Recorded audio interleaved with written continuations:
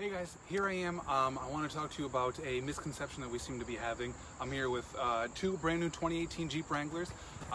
Both Saharas, both hardtops, both dual tops actually, but they have one really important thing in common that I want to talk about a little bit more.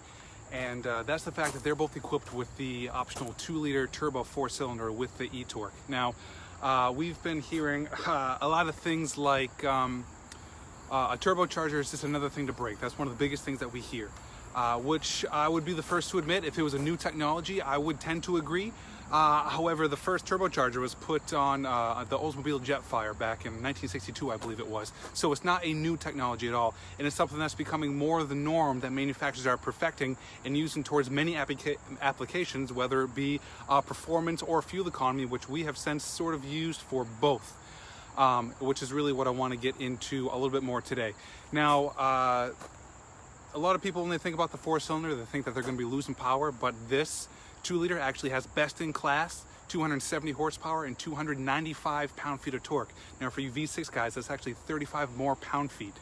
The turbocharger that they use is a twin-scroll low inertia, which means it doesn't require a lot to get it spooling, it makes it more efficient for the engine, as well as an electronic wastegate, which means this wastegate can through the ECM essentially tell how you're driving and what you're doing, and it can choose whether to hold it open so you get a little bit more boost, a little more power, or open it up while you're cruising for, again, better fuel economy.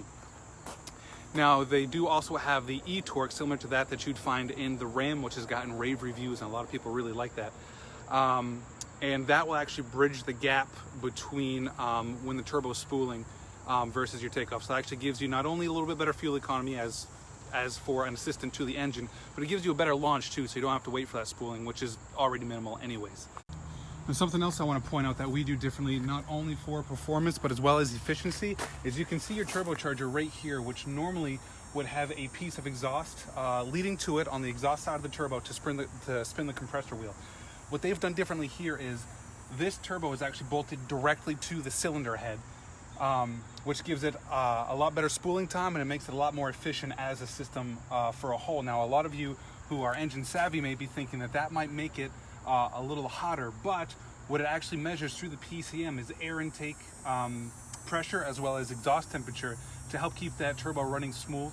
It's got a beefed up oiling and cooling system, which helps it, again, run smoother and much more efficient. Now, the other thing that I get when I tell people about the impressive performance numbers and what they've done to cool down the turbo, like with the integrated water-cooled exhaust manifold, helps keep everything cool. They say, well, with all that stuff packed into that 4-cylinder, doesn't that take away from the gas mileage? Well, the EPA mileage rating on a 3.6 is 18 around town, about 23 on the highway, and it gives you roughly 20 combined. Whereas on this 4-cylinder, you're looking at 22 around town, 24 highway, 22 combined. So it still makes up well with the fuel economy standards, which is a big reason why people are going to the 4-cylinders.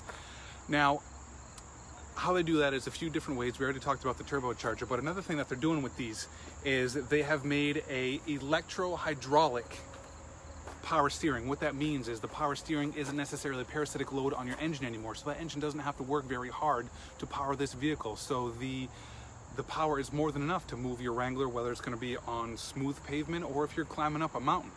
I would be more than happy to show you firsthand if you'd like to come in and take a look. If you want to drive one to see what the big difference is. I've had more and more people come in, drive these things, and saying, wow, I can't believe it's a 4-cylinder, because they're known for being a little clunky and a little noisy, and these are not at all. If you've been in a Wrangler, you know that for a vehicle that's essentially made without a roof, it's very quiet on the inside. It's very comfortable. It's kind of the tagline is this off-road capability without compromise. So you get an amazing off-road capable vehicle without having to sacrifice ride quality, noise, fit and finish, features. Both of these are Saharas.